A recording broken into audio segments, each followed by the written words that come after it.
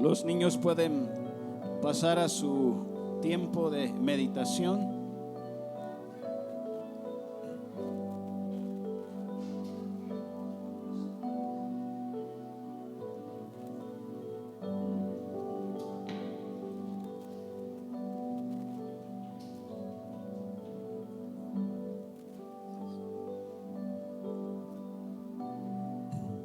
Así es, en todo lugar, en todo tiempo, Él es Dios. Él es Dios. ¿Cómo están esta mañana? ¿Listos para recibir la palabra de Dios? Para animarnos. Estamos meditando en el libro de Jonás. Y si me preguntaran qué tema le podría dar a todo ese libro, le pondría: la salvación viene del Señor. La salvación viene del Señor. ¿Por qué se salvaron los marineros? Por el poder y la misericordia del Señor. ¿Por qué se salvó Jonás? Por el poder y la misericordia del Señor. ¿Por qué se convirtieron y se salvaron 120,000 ninivitas? Por el poder y la misericordia del Señor. Así que, ¿por qué se salva usted? Por el poder y la misericordia del Señor. Wow. Así que la salvación viene del Señor. Quiero preguntarle, ¿qué hace usted cuando toca fondo? ¿Ha escuchado esa frase? Es que tocaste fondo. Y a veces nos regañan y nos dicen, es que espérate un poquito, es que no has tocado fondo todavía. Y nos dicen eso como una nota de esperanza. ¿Por qué? Porque muchas veces solo tocando fondo es que reaccionamos. Solo cuando tocamos fondo es que nos despertamos. Porque venimos con una serie de decisiones y de malos hábitos que nos llegan o nos llevan a tocar fondo. Y ahí es donde nosotros decimos, no puedo seguir así. Un hermano que asistía a esta iglesia, que ya está con el Señor, me contó acerca de sus muchos años de una vida en el alcohol. Era un alcohólico. Y dice que una mañana se despertó en un basurero que había en el guarda. Ahí estaba, esa fue su cama, esa fue su habitación, y cuando abrió sus ojos, se dio cuenta que había dormido en un basurero. Y este hermano dice que él en ese momento, pues no me lo dijo en esas palabras, pero hablando de tocar fondo es, hasta aquí llego en esta condición. Me levanto y voy a buscar ayuda. Y gracias al Señor fue a una iglesia, se convirtió y luego entonces cambió su vida. Tocar fondo.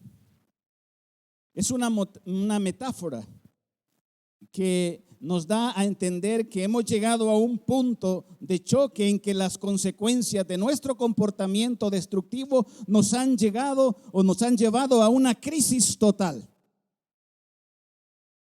El asunto es, ¿qué hacemos cuando tocamos fondo? Y hoy vamos a ver que literalmente Jonás tocó fondo. Y él es un ejemplo, un modelo para saber qué hacer. La semana pasada vimos que no hay que huir de la presencia de Dios. Es fácil de recordar, no huyas. Después del sermón se me acercó alguien y me dijo, hermano, gracias por la palabra. Yo había estado huyendo del Señor por circunstancias, culpándolo, pero hoy me doy cuenta que no tengo que huir de la presencia de Dios. Es ilógico tratar de huir de la presencia del Señor. Si en el capítulo 1 vemos que en el verso 3 se repite 2 veces que Jonás se fue lejos para huir de la presencia de Dios, en el verso 10 lo vemos igual. Vimos también en el Salmo 139 que es imposible. ¿A dónde me iré de tu presencia? Vamos a leerlo porque es un precioso salmo. Salmo 139.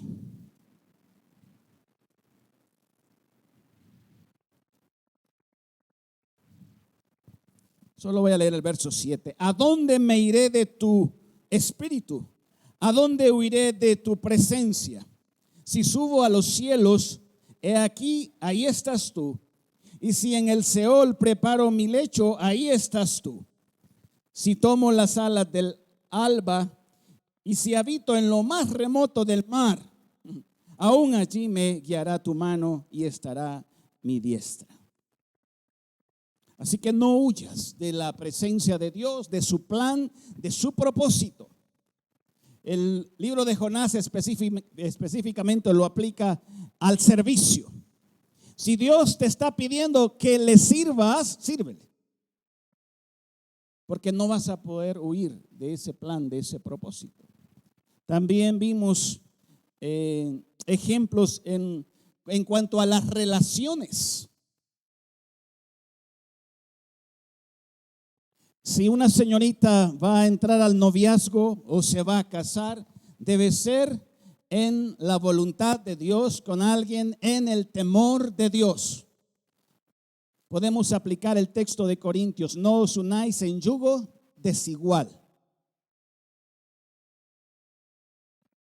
Pero a veces no lo hacemos y somos buenos mexicanos y decimos: me voy a comer esa tuna aunque me espine la mano, ¿verdad?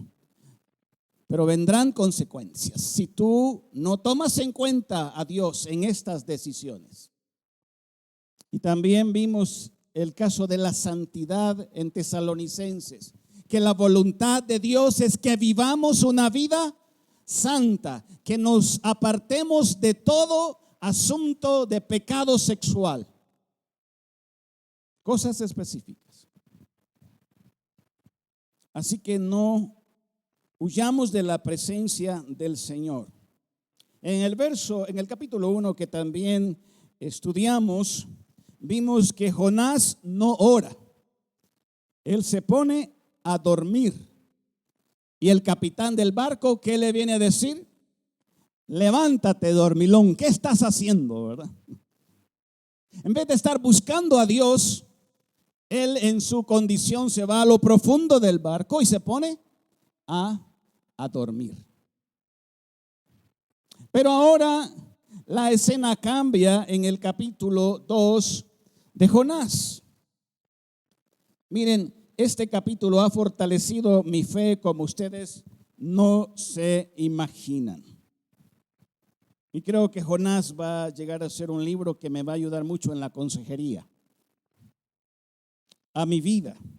Cuando escuchaba las noticias de doña Gloria Sánchez el día de ayer, yo me iba a este libro y pensaba: bueno, Señor, ¿qué voy a hacer en los momentos de angustia con estas noticias?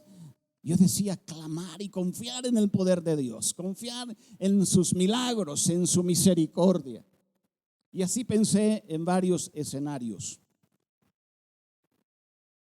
Así que en el capítulo 2 vamos a ver cómo debemos enfrentar la angustia, la crisis, clamando con fe en la angustia, clamando en lo profundo, clamando cuando he tocado fondo. O mejor dicho, como tiene la idea el capítulo 2, cuando Dios permite o me lleva a tocar fondo, porque muchas veces Dios está obrando en nuestra vida de tal forma que no hay salida. A veces nos metemos nosotros a lo profundo y empezamos a cavar y ya estamos en un hoyo. Eso es absurdo. Pero a veces Dios nos mete allí con un propósito.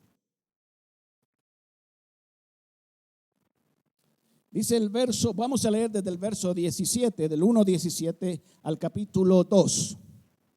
Verso 17, 1:17 de Jonás. Y el Señor dispuso un gran pez que se tragara a Jonás. Me llama la atención. A veces hay expresiones como esas, ¿verdad? Cuando estamos enojados. En este caso no es Dios, que te trague la tierra. pero esa es la expresión en la poesía aquí. Dios dispuso un gran pez que se tragara a Jonás. Y Jonás estuvo en el vientre del pez 3 días y 3 noches. Dios obrando, Dios controlando toda la escena. Esta situación de estar 3 días y 3 noches en el vientre del pez es cosa seria. Si cuando usted está enfermo por 3, 4 días, está como gato encerrado ahí que quiere ir al mall, que ya está ahí. Imagínense 3 días y 3 noches en el vientre de ese pez. Afirmo aquí con la palabra de Dios que ese pez es un instrumento de Dios para disciplina, pero también para restauración. Porque esos 3 días en el vientre del pez van a ser una bendición. Pero eso es crisis, ¿sí o no? ¿Está yuca la situación, sí o no? ¿Está color de hormiga, sí o no? ¿Está cardíaca, sí o no?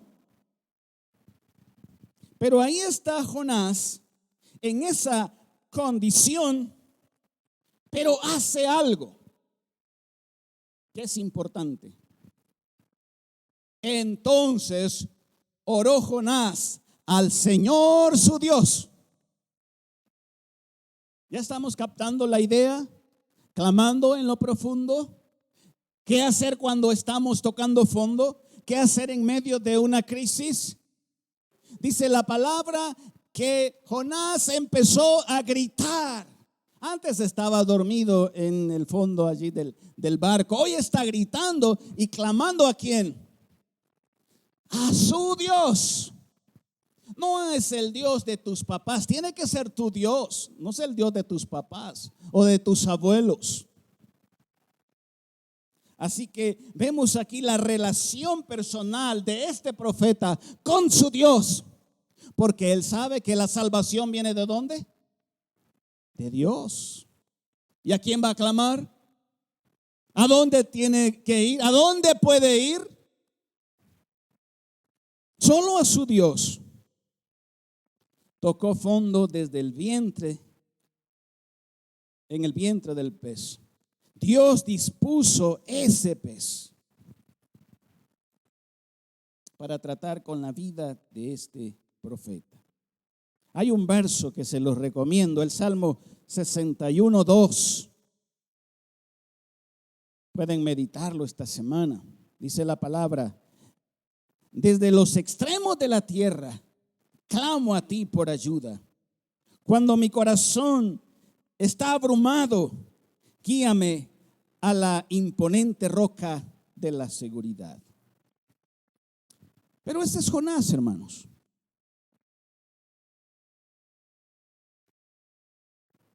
¿Y qué de usted y de mi vida? Yo le pregunto esta mañana, ¿cuál es su crisis? ¿Está por tocar fondo? ¿Ya tocó fondo? ¿Cuál es su condición? Si está allí, ¿se ha preguntado por qué estoy acá?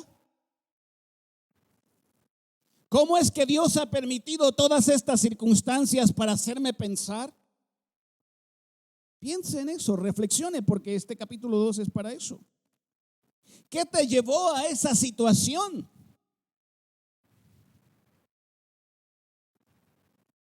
¿Dónde estás ahora? Aún si tú no conoces a Cristo y estás en una gran crisis, yo quiero decirte esta mañana que no importa dónde estés y cómo estés, la salvación viene de Dios y tu esperanza está en Dios, en una relación personal con Él. Y si eres creyente, no importa en qué situación estés ahora, hay esperanza para ti.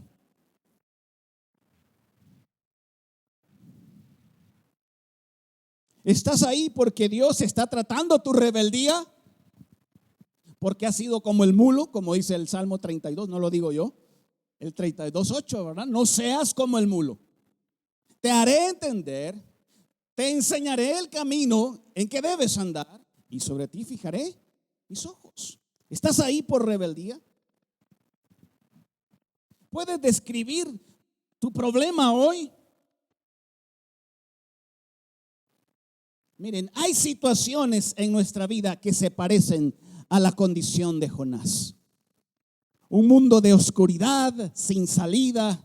¿Qué hago en el vientre de este pez? ¿Cómo salgo de acá? Esta situación no tiene salida.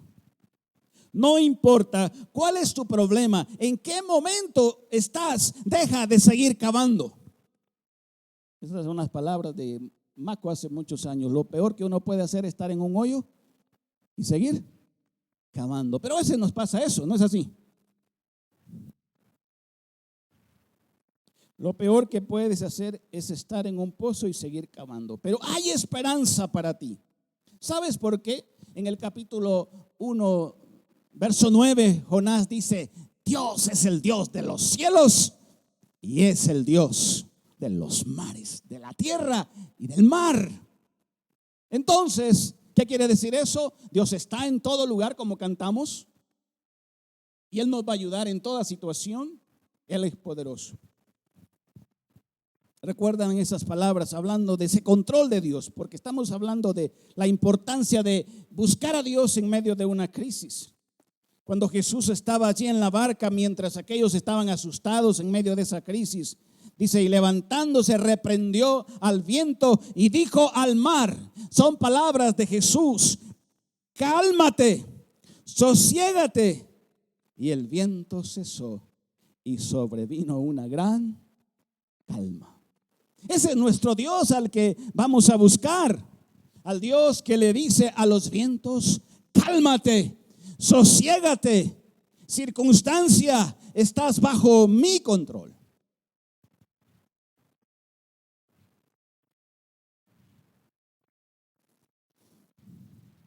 ¿Cómo Jonás describe su situación? En el verso 3, él dice: pues me habías echado a lo profundo en el corazón de los mares. ¿Quiénes lanzaron a Jonás al mar? Los marineros. ¿Pero qué son ellos? Instrumentos de Dios. Porque aquí dice la palabra en el testimonio de Jonás: me habías echado a lo profundo del mar. No fueron los marineros los de el control de la idea. Fue Dios teniendo el control en la vida de Jonás. Y en el verso 4, entonces dije: he sido expulsado delante de tus ojos. Y no es que estaba huyendo de la presencia de Dios, pues. Y ahora dice: he sido expulsado delante de tus ojos. Eso trae angustia al corazón de Jonás. Ya no estoy más en tu presencia. Cuando estaba en esa condición.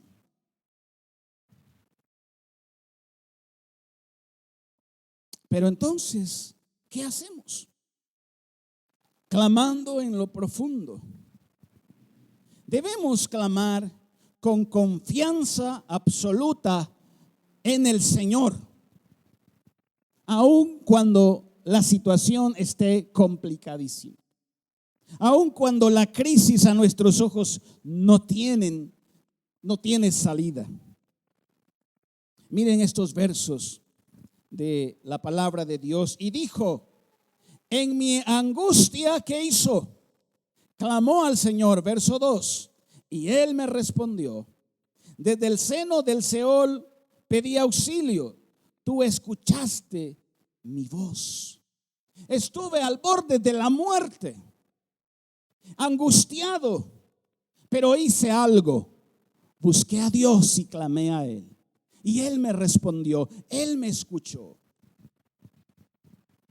Hermanos, Dios escucha y responde al clamor de sus hijos. Y eso no lo tenemos que dudar. Cuando gritamos buscando la ayuda del Señor, Él va a escuchar. Pero saben una cosa, no solo escucha, sino también responde. Él actúa. Dice la palabra: claman los justos y Jehová oye y los libra de ¿cuántas angustias? De todas.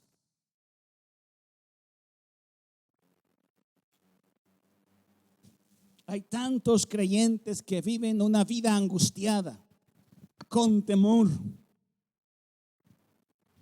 Pero la Biblia dice, claman los justos y Jehová oye y los libra de todas sus angustias. Y el Señor mismo dice, clama a mí y yo te responderé.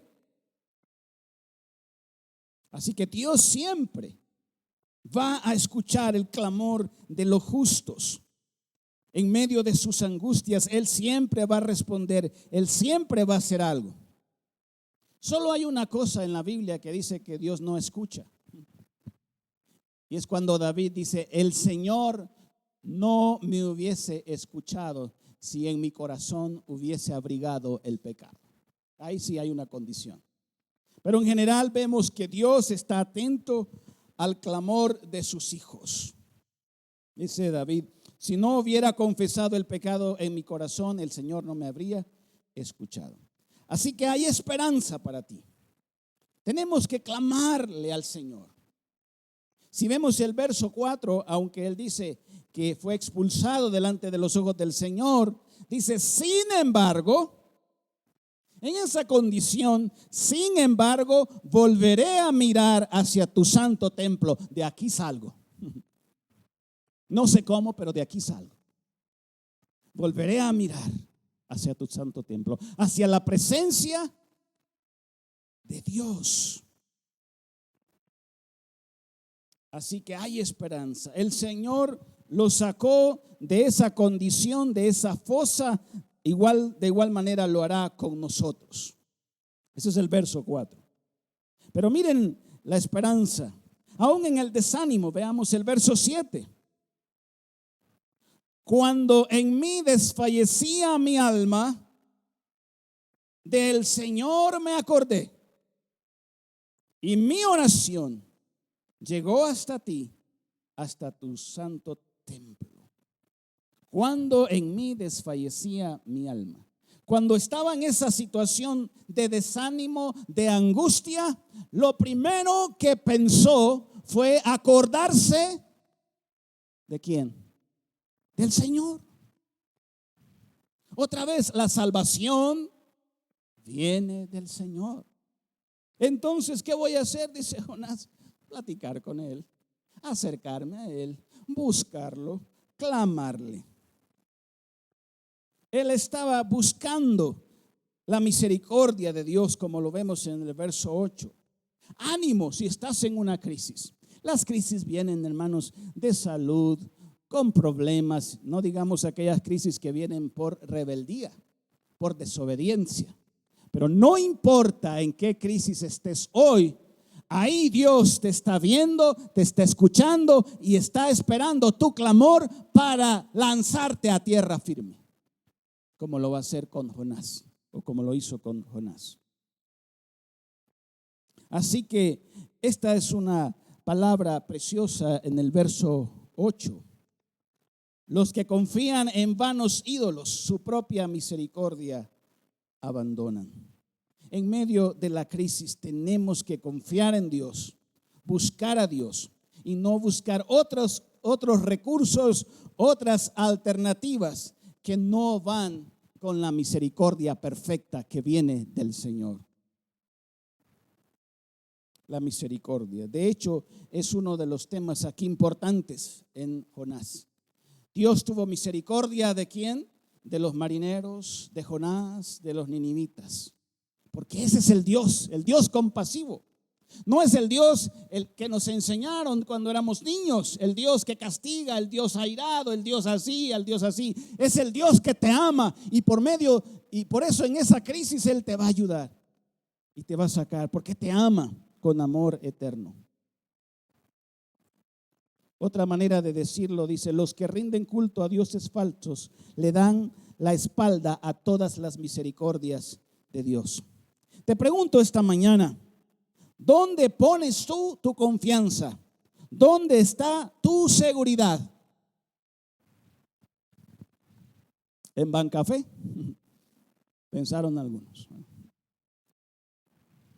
¿Dónde está tu seguridad? En esta crisis, ¿cómo estás reaccionando? Vemos aquí en el verso 8 y verso 9, dice: los que confían en vanos ídolos su propia misericordia abandonan. Mas yo, con voz de acción de gracias, te ofreceré sacrificios. Lo que prometí pagaré. La salvación es del Señor. Entonces el Señor dio orden al pez. Y miren qué poemas estos, ¿verdad? Qué estrofas. Dice que el Señor dispuso un pez para que se tragara a Jonás. Y ahora le está dando esa orden al pez para que vomite a Jonás. Es el Dios del que estamos hablando en la Biblia. El Dios que te ama. El Dios que va a permitir cosas en tu vida para tu bien. El Dios que te va a disciplinar, pero que también te va a restaurar. Y aquí vemos entonces a Jonás no solo clamando con confianza, sino también orando con gratitud y con gozo por la compasión del Señor. Está en tierra firme. Cuando tenía unos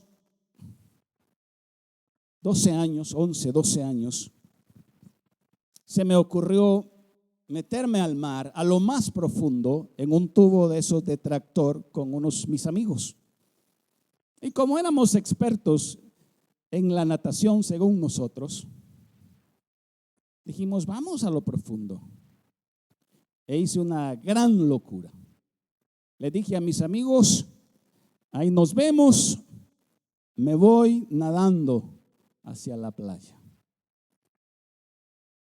En segundos estaba perdido en medio de ese mar, con esas olas, llevándome de un lado a otro. No era creyente, pero me recuerdo que estaba con pensamientos en ese momento como: no te desesperes. Yo estaba platicando conmigo mismo: no te angusties. Y me decía: ¿sabes una cosa? Sabes flotar. Por lo menos sabes flotar. Y la segunda cosa que pensé fue: no te angusties y busca la playa. Y busca la playa. Y me quedé por unos minutos flotando y las olas me llevaban, me levantaban. En una de esas vi tierra firme y empecé a nadar, a nadar. Cuando yo llegué a esa arena, yo tenía un gozo que, bueno, en ese momento, porque no me gusta la arena, no sé si fue por eso, pero es impresionante llegar a tierra firme y sentirse seguro. Y en la vida, en nuestra vida espiritual, nos encontramos así, con que no sabemos qué hacer, pero saben, en Dios habrá tierra firme. Y así termina el pasaje. Entonces el Señor dio orden al pez y vomitó a Jonás en tierra firme. No te olvides de dar gracias a Dios y reconocer que Dios en su misericordia te ha salvado. Así está Jonás, agradecido, con gozo por la compasión de Dios en su vida. Si quieres tierra firme, solo puede estar en Dios, en su misericordia, en su bondad. Dice: te pagaré mis votos, te voy a entregar algo de mi vida. Él está dispuesto a ubicarse con Dios. Con voz de acción de gracias te ofreceré sacrificios. Lo que prometí pagaré. Ahora que me has salvado, ahora que estoy en esta condición, lo que tengo que hacer es agradecerte. Decía un hermano: a veces se nos olvida dar gracias a Dios. A veces estamos enfermos o con un problema y decíamos, llamamos a los hermanos de lunes a viernes: oren por mí, que estoy enfermo, que estoy así. Y dice, eso es de lunes a viernes. El Señor nos sana el viernes y el sábado ya no vamos a la iglesia y vamos a celebrar a la playa. Todo fue una semana de buscar a Dios. Dios responde y lo que queremos hacer es seguir nosotros pensando en nuestra vida. Como la historia del leproso, ¿verdad? Solo uno vino a dar gracias. ¿Qué aprendemos?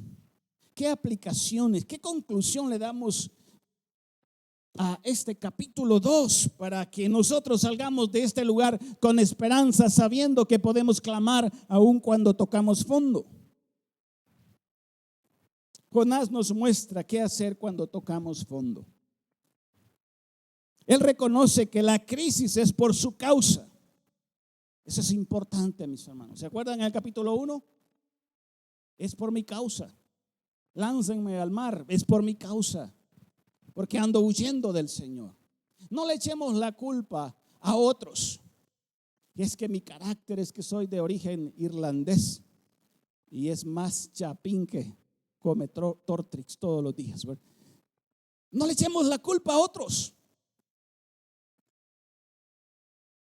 Reconozcamos que estamos en esa condición por desobediencia. Y lo que tenemos que hacer ahora es pedir ayuda al Señor. Aquí Jonás lo que está haciendo es eso. En mi angustia clamé al Señor. Recuerden, hermanos, que la salvación viene del Señor. No importa qué tan grave sea esa crisis, Dios puede sacarte de ese pozo de lodo. Es el Dios de la tierra y el mar. Es el Dios que te va a llevar a la tierra firme. Porque la salvación viene del Señor. ¿Por qué se salvaron los marineros? Por la misericordia y el poder del Señor. ¿Por qué se salvó Jonás? Por la misericordia y el poder de Dios. ¿Por qué se salvaron los ninivitas? Por la misericordia y el poder de Dios. ¿Por qué te vas a salvar tú? Por eso mismo. Pero ¿saben qué, hermanos? Hay que hacerlo clamando con fe. Dice Santiago, si estamos en diversas pruebas, pues tengan sumo gozo en eso. Si alguno tiene falta de sabiduría, ¿qué tiene que hacer? Pedirla a Dios, pero tiene que pedirla con fe, sin dudar. Me imagino cuando canto esa canción, te seguiremos sobre las olas del mar o sobre las ondas del mar. ¿Cómo dice la canción? Sobre las aguas. Yo me imagino allí cuando canto eso a Pedro, ¿verdad? Ahí voy con el Señor. Unos cuantos pasos se estaba hundiendo. Santiago nos anima a eso, a pedir con fe sin dudar, como lo hizo Jonás en el verso 4, cuando dice: sin embargo, volveré a mirar hacia tu santo templo. Como lo vemos en el verso 7, cuando en mi corazón desfallecía, del Señor me acordé y mi oración llegó hasta Él, hasta su santo templo, hasta su presencia. Sea agradecido con el Señor. Sea agradecido. Que esa crisis no sea en vano.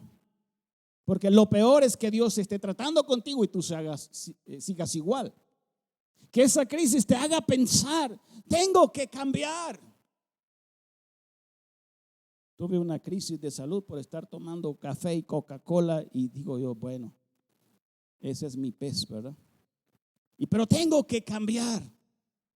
Tengo que hacer cambios en mi vida, porque no puedo seguir igual. Y aquí vemos a Jonás dándonos un buen ejemplo de qué hacer. No pongas tu confianza en dioses vanos. En esa condición de Jonás, dice, aquí el único que me puede sacar de esto es el Señor. Por eso hay que ir a la palabra, a las promesas, al consejo de Dios, porque nuestra confianza debe estar en Él. Pongámonos de pie o pónganse de pie y leamos unos versos del Salmo 61. Que sea nuestra oración.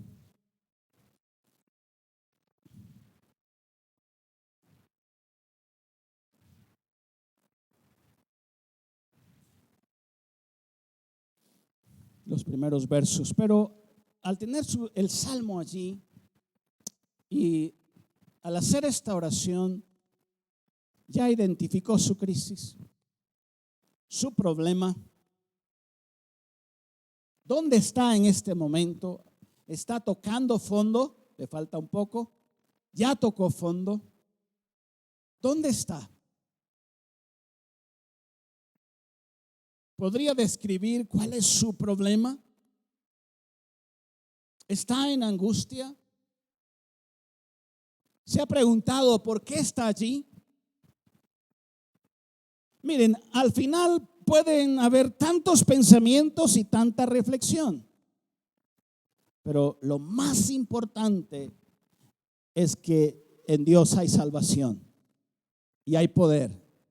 Él tiene la capacidad para ayudarnos. Y por eso voy a hacer esta oración. Ustedes van a leer el Salmo en los primeros versos. Yo la voy a leer en esta versión. Pero que sea nuestro clamor esta mañana.